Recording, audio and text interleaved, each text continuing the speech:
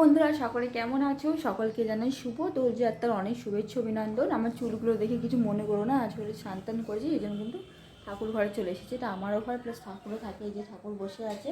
তো চলো কী করলাম অবশ্যই ভিডিওটা দেখতে থাকো বন্ধুরা। এই যে রং, এখানে রয়েছে হলুদ রং আর এটা গোলাপি কালারের আবির, মানে দুটোই আবির আর কি। তো এটাকে ঠাকুরকে কিন্তু আমি পুজো দিয়ে নিয়েছি। তো দেখতে পাচ্ছ যেভাবে পুজো দিই সেভাবে দিয়েছি, আর প্রত্যেকটা ঠাকুরকে কিন্তু অল্প অল্প করে রং দিয়ে নিয়েছি। আর চলো, এই যে ঠাকুরের ভোগে দিয়েছি হচ্ছে কলা আর হচ্ছে কুল। এই কুলটা আমার একটা কাকি দিয়েছে, তো সেই কুলটা দিয়েছি।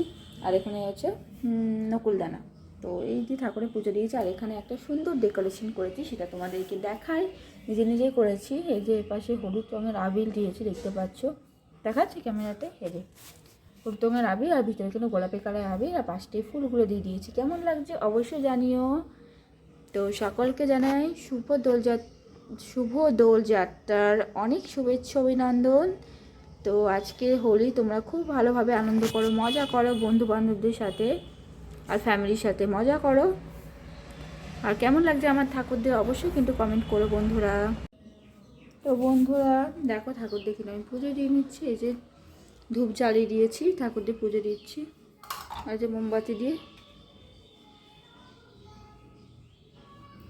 আর এপাশে ইয়েও আছে, প্রদীপও আছে, কিন্তু ইঁদুর চলে আসে বলে সেই জন্য আর প্রদীপে তেল দিয়ে জ্বালানো হয় না। দুদিন দেওয়া হয়েছে, তারপরে ইঁদুর আসে বলে আর করা হয় না। তো ওইভাবেই কিন্তু আমি পুজো দিয়ে নিলাম হোলির দিন, দোলযাত্রার দিন। তোমরা কীভাবে পুজো দিলে অবশ্যই কিন্তু কমেন্ট করো। ভাবলাম তো ভিডিওটা করে রাখি, আমার স্মৃতি হয়ে থাকবে আর তোমরাও দেখতে পারবে যখন ইচ্ছে। তো কেমন লাগলো জানিও।